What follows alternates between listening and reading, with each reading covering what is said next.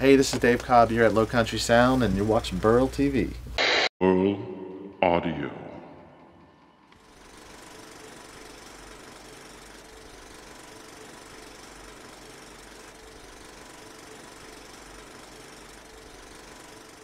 Yeah, the Mothership, I wanted nothing to do with it, to be honest with you. I wanted nothing to do with it because I knew it was expensive, and I'd rather not have a divorce than hear something that's really expensive and have to figure out how to get it. And I think you kept talking me into it, and I kept talking myself out of it. And then when I actually heard it, it was another thing. Well, I had radar converters, which I think are amazing, and I was really happy with them. But again, at the moment we A-B'd the tracks, you know, to where I was at before, the kick drum all of a sudden dropped an octave with the Mothership, and just everything was bigger and wider and more depth and more 3D, and you know, you can't unhear something, you know what I mean? Just like you can't unsee something. So the moment I heard it again, I started stressing out, looking at everything in the room. What can I sell? What can I move? You know, who do I have to sell? You know, to get this thing. And so, yeah, I guess you just figure it out. When you hear something better, I can't live with not getting it. You know. So, and that was a perfect example of a piece of gear that's obviously better than anything else. So, yeah, that was stressful. Don't do that again. Don't make anything else. Just don't make any more products. All right. Sorry. I just did another Jason Isbell and Luther Dickinson from North Mississippi All Stars. We just did a track on it and didn't go to tape. And Luther knows a lot about tape as well, and has a lot of studio expertise. And you know, he was in here freaking out, saying like, "Man, it sounds like Exile on Main Street," because we're doing everything live on the floor. And I don't know, it just sounded right. Whether it's tape or no tape or whatever it was, it just sounded right. So.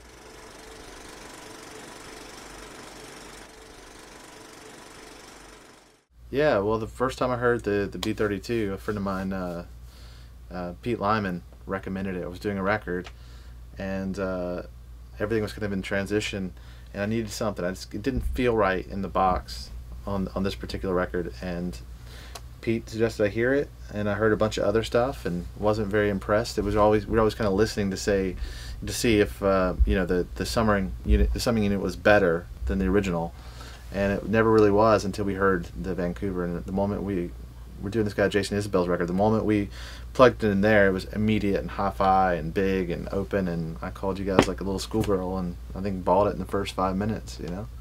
So I like gear that is a no-brainer. Yeah, I don't want to do an A/B listening test and have to really analyze which is A and which is B. I mean, it was so obvious that you know, I had to get it. I like stupid gear for stupid people that you hear it and it sounds good. There's not a reason why. It just, you're gonna do it because it's better, and that's the way the Vancouver was to me. So Right. it's funny. I usually don't like gear with options because options are stressful sometimes. I think that's why, you know, me and a lot of my friends like tape and stuff like that, because there's not a lot of options, right? You just pull it up, it's there, you know, you have this many tracks and you go along with it. With any digital gear, it's the same way. So, or even analog, you know, like your summing units, the same way. I don't like options. You know, some people, it's great. There's an option with no transformers, and there's an option with transformers, and there's an option, you know, pushing the transformers. And obviously, you got to push the buttons in because they're there, you know. So we tried it going through with no transformers, and it's great. And that Jason Isbell record, most of that is with no transformers. So we just got the piece. We didn't. Sometimes when you get a new piece of gear, you get crazy and you start, you know, abusing it. So we kept it really safe. But then some of the tracks are the transformers pressed to +6. And what I noticed is as we're kind of mixing that record, everything sounded just bigger, and it has a puffiness to it, like a great console driven.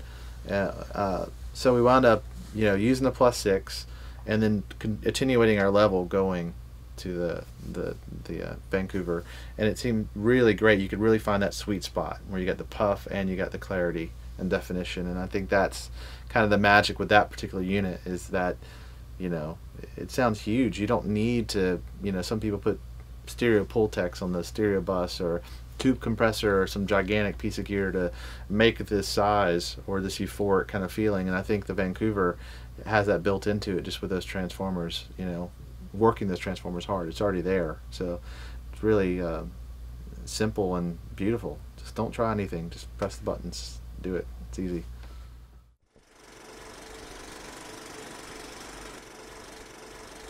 Yeah, but do you have it like loaded with RAM and fucking Ninja shit? I can't say that shit. Burl TV.